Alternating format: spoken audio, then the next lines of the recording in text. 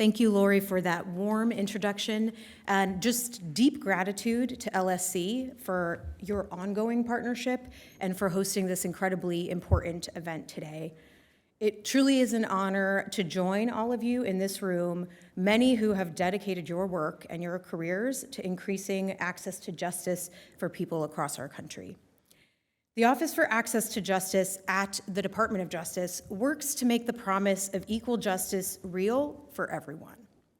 We lead a whole-of-government approach to expanding and modernizing the Department of Justice's access to justice function, and we work to close justice gaps both in the criminal and civil legal systems. I was honored to be appointed the director of ATJ last summer, and as Lori mentioned, I'm a former public defender myself, and I have seen firsthand the devastation of the access to justice gap. This is a cause that I care deeply about.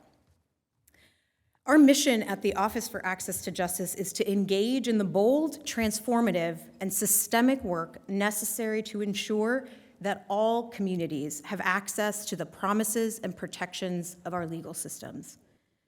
Oftentimes, that means lifting up the kind of exciting work that you in this room have been leading for many years.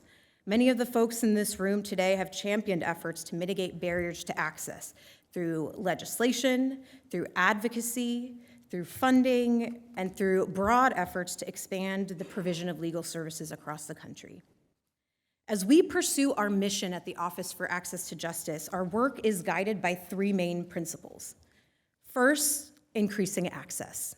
We work to break down barriers to access by expanding the availability of civil legal assistance and by supporting public defense, including cutting-edge approaches like expanding non-lawyer assistance that I know Chief Justices from Indiana, Minnesota, Oregon, and Texas will be discussing during this forum. We are also committed to eliminating barriers that exclude people based on economic status, race, identity, language, or disability. Our second principle is accelerating innovation. We work to use research, data, and innovative strategies to improve the fairness and efficiency in our legal systems. And internally, we work to ensure that DOJ services and programs incorporate modern evidence-based practices to further equal access to justice.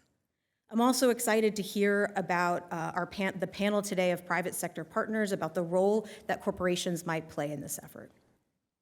And third, we work to safeguard integrity. That means that we promote the accountability and the integrity of our legal systems through systemic and transformational reform. When pursuing equal access to justice for all, it is important to expand access to legal systems, but it's also important to reform the systems themselves to root out systemic inequities. So we are a new office, but we've been hard at work already, listening to advocates, identifying priorities, and building a strong staff with the experience and abilities that we need to make a true difference. Just in the last couple of weeks, we celebrated the 60th anniversary of Gideon versus Wainwright, the Supreme Court case that guaranteed the right to a public defender in a felony case. We conducted our first National Public Defense Day tour. Deputy Attorney General Lisa Monaco joined me in Miami, Florida to launch this tour, and we also traveled to Tulsa, Oklahoma, to the Muskogee Creek Nation, to Las Vegas, Nevada, to Nashville, Tennessee, and to Des Moines, Iowa. We were joined by other Justice Department officials, and we were exploring the state of public defense and meeting with public defenders on the ground, hearing about the work that they were doing. We then concluded the week with a celebration at the Department of Justice where Attorney General Garland, Associate Attorney General Vanita Gupta, Federal Defender Jubal Scott, and I provided remarks. It was truly a moving event. We had Mr. Clarence Gideon's original handwritten petition to the U.S. Supreme Court on display, guarded very carefully by the National Archives. And we were able to be joined by Abe Crash, the last living attorney who argued on behalf of Mr. Gideon. In collaboration with LSC and many other partners in this room, we're also supporting access to counsel and legal assistance in civil proceedings. We moved the federal government pro bono program into the Office for Access to Justice, and we expanded its resources for the first time in over 20 years by adding a second attorney to expand the program's reach. This expansion will allow ATJ to create pathways for thousands of federal attorneys to volunteer to help fill the justice gap through pro bono. In September last year, we were also pleased to host for the first time a convening of almost all of the 132 executive directors of the LSC grantee organizations from across the country at the Justice Department with Attorney General Garland and Associate Attorney General Vanita Gupta. Our office also directs and staffs the work of the Legal Aid Interagency Roundtable. This is a collaboration of over 28 federal agencies, co-chaired by the Attorney General and White House Counsel's Office.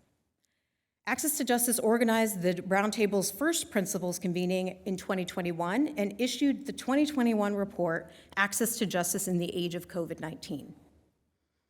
Just last Tuesday, the Roundtable released its 2022 report, Access to Justice Through Simplification, a roadmap for people-centered simplification of federal government forms, processes, and language. The roadmap in that report was built upon the insights and experiences of the 28 agencies and highlights best practices for federal government to simplify forms, processes, and language in order to expand access to federal programs and services that we know have lasting impacts on people's lives. Most importantly, the Roundtable's work and report of 2022 reflects a people-centered approach to access to justice. We engaged with over 70 state and local legal aid and advocacy organizations about the top federal forms and processes where simplification might significantly reduce the need for their clients to seek legal assistance to access benefits, services, programs, or resolve disputes. Specifically, the 2022 Roundtable report provides a roadmap with 3 key steps that federal agencies and other organizations can take to model this type of work and simplify and improve processes for legal system users. First, understand the barriers to access through meaningful engagement with the communities we serve and the impacted government programs. Second, implement strategies through incorporating that feedback from the engagement conducted. And third, evaluate the impact of the simplification efforts to determine if they have meaningfully expanded access or if further improvements are possible. The report also highlights the potential promise of non-lawyer assistance to help close the justice gap, particularly for marginalized and underserved communities. It showcases the efforts of AmeriCorps, the Department of Veterans Affairs, the Social Security Administration, the Department of Defense, the Justice Department Civil Rights Division, and others to create opportunities for non-lawyers to provide assistance, including legal navigators and accredited representatives. It also highlights an LSC-funded grant to the Michigan Advisory Program, Advocacy Program, to create a legal navigator online program that engages non-attorney administrative volunteers to address the burdensome administrative tasks required to apply for criminal record expungements. We have been incredibly fortunate to have LSC and Ron Flagg as members of the Roundtable, demonstrating leadership in this work across the federal government and participating in the 2022 Principals Convening and Report. So despite our tremendous progress at the Office for Access to Justice, we know that there is much more to do. I don't need to tell this room about LSC's Justice Gap Study, showing that 92% of low-income Americans' legal needs simply go unmet each year. In real life terms, we know that this means too many people simply cannot get help for basic human needs: secure housing, custody of their children, safety from domestic violence, employment, essential assistance with probate, freedom from consumer debt. The intersectional complexities of these harms often cause a downward spiral of additional legal challenges, as all of you know very well. For our office to be impactful and to embed access to justice as a core element of federal government, we need your partnership and support. I'm really excited to hear about the ideas and recommendations that will come from this forum and that will carry forward because of your leadership. So let me thank you again for the opportunity to share just a few of the items of work that our office is doing, and thank you for our shared commitment to access to justice. Thank you.